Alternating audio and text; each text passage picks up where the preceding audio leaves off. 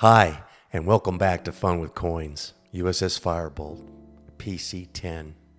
This is a great story, all true. This is a Cyclone-class coastal patrol ship. It's about 174 feet long. It's got 30 people in the crew, 6 or 7 officers.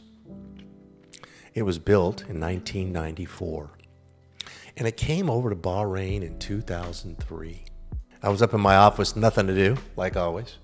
I said, hey, I'll go down and take a look at the Firebolt. I never heard of a coastal patrol Cyclone-class ship. And I go down to the pier, and here it is, the Firebolt. It looks like a big ship, only little. Like I said, it's like 170 feet long. It's a little tiny thing, 25 feet wide, but it kind of looks like a miniature destroyer.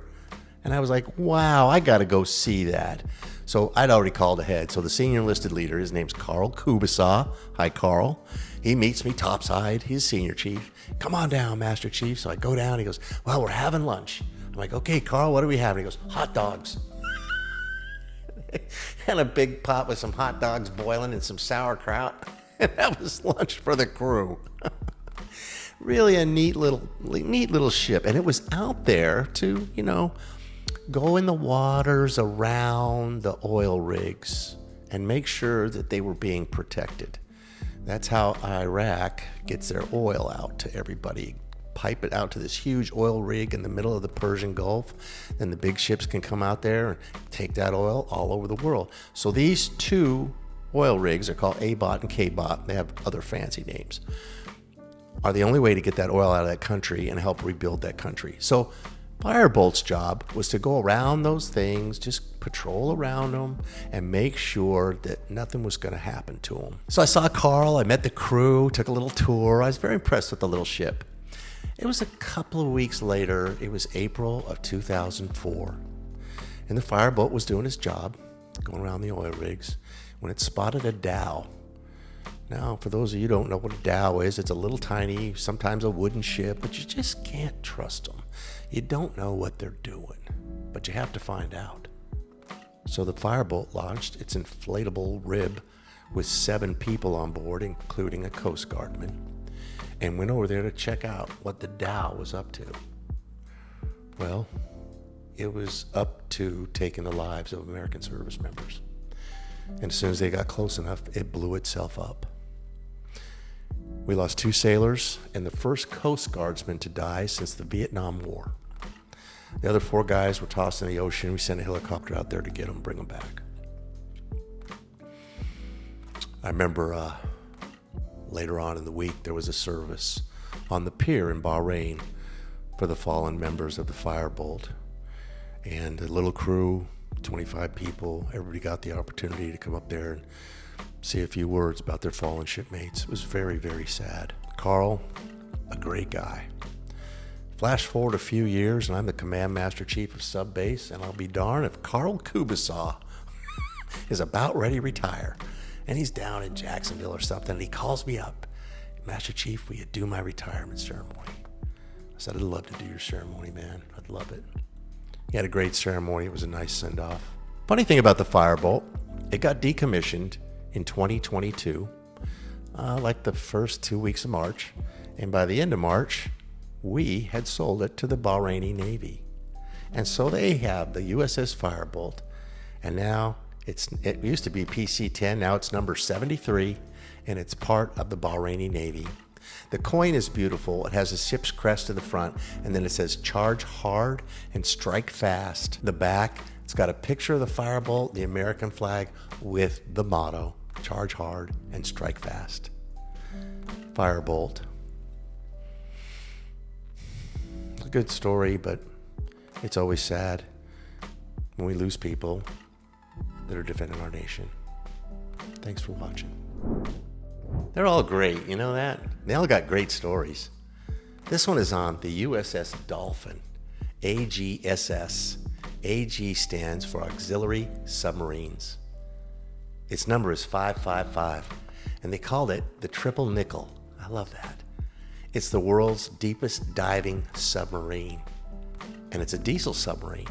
Very, very rare. It was the last one we had. So the Dolphin, U.S. Navy's last diesel-electric submarine, and at the bottom of the coin on the back it says DBF. DBF stands for Diesel Boats Forever. These guys were on diesel boats in World War II, World War I, and even up until we got rid of the Dolphin. They're very proud to be diesel boat sailors. I, too, was a diesel boat sailor on board the USS Bonefish, and I understand the pride. The difference is they're not nuclear-powered. Nuclear-powered submarines, that's a whole nother bailiwick. And as these diesel-electric submarines kind of got phased out, so did the guys that rowed them and operated them. But this one is special. This one can go down 3,000 feet. 3,000 feet. It's 151 feet long, so it's little. It's got a 20-member crew, 3 or 4 officers, and 4 or 5 scientists. Back in the day, they'd take it out, and they would try new systems that we were going to install on later submarines. So some of the newest sonar systems, some of the newest communication systems were first tried on board the USS Dolphin. I can't imagine being 3,000 feet underwater. I mean, when you think about it, if you go down 100 feet, the pressure on your skin is 44 pounds per square inch. So if you go down 1,000 feet, that's 440 pounds per square inch pushing in. Triple it. It's almost 13,000 pounds per square inch pushing in on the hull of the Dolphin. That's the ocean trying to get in. I can't imagine being down 3,000 feet. And they set the record for the deepest torpedo ever shot out of a submarine, 3,000 feet.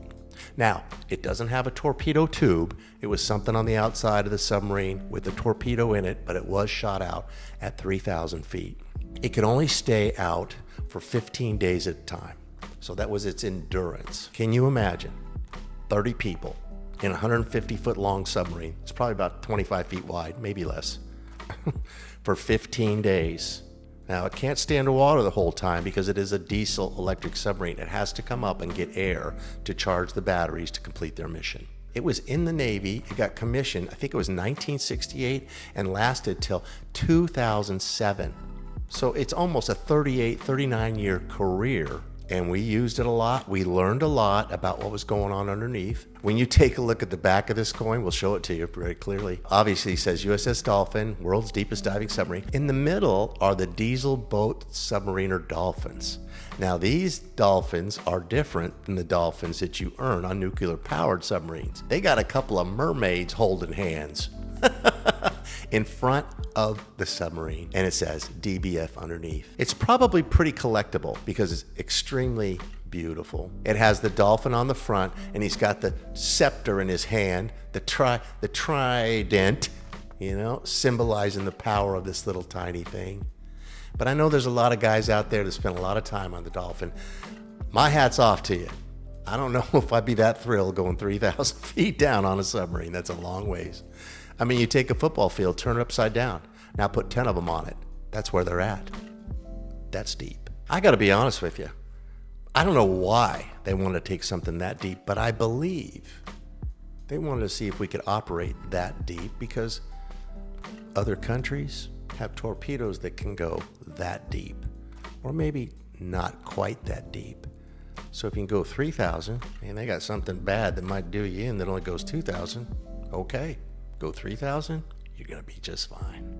USS Dolphin, the last of the diesel boat submarines. Almost a 40-year career. Lots of guys out there watching this right now who've been on board. And guess what? We still have it. You can take a tour of it. It's in San Diego. They got a maritime museum down there, and you can go aboard this little tiny thing and look out the periscope. It's on my bucket list. Check out the Dolphin.